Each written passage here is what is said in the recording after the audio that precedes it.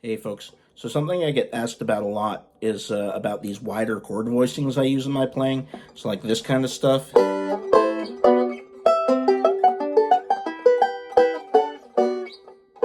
Stuff like that. Anyway, so I'm going to show you a super simple way to do this and find these chords without thinking too much about the music theory or the notes up and down the neck. That being said, it's really good to know your basic music theory, and it's really good to know the notes up and down the neck, because it makes it a lot easier to build chords and just generally find your way around.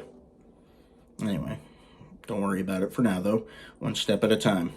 Anyway, so the chord shapes we're going to be working out of with this are called triads.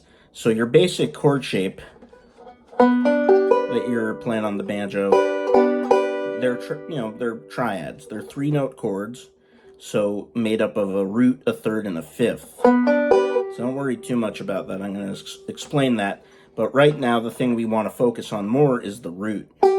So if we take this shape, so like this is a standard D position, and I'm going to play the G chord up here, just for the sake of this. So we have the root on the second string, the third on the first string, and then the fifth on the third, the third on the first string there, fifth on the third string here.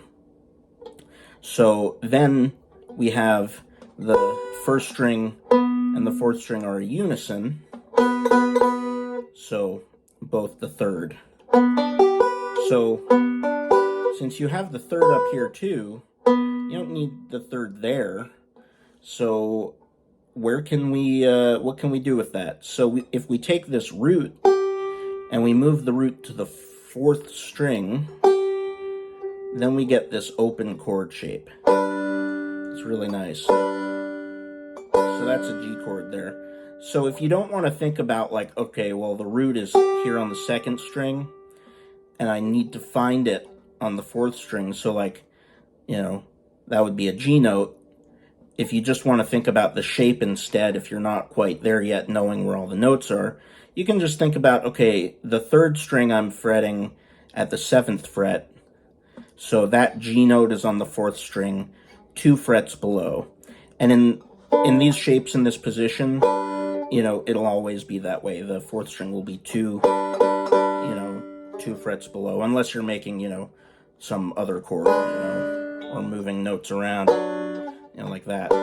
But just for this basic chord, we're just moving that root to the 4th string. So it's still a triad, still 3-note chord. You're just moving that root below the 5th, like that. And then you can do the same thing with minor chord shapes in that shape. So like the G shape, if you turn it into a minor chord, you're just lowering that third by a fret.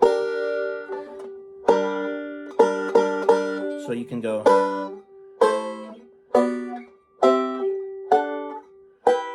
go up those scales. You can even like,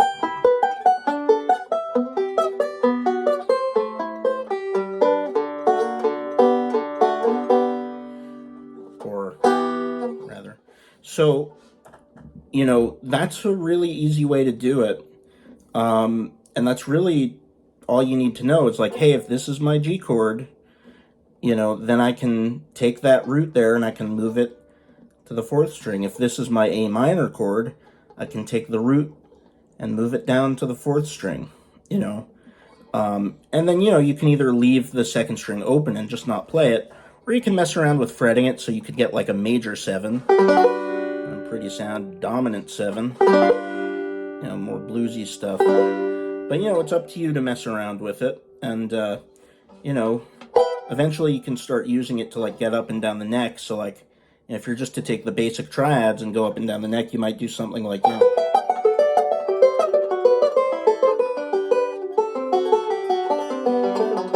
something like that. But with these wide chords, you can do the exact same thing, just have a bit more, space there.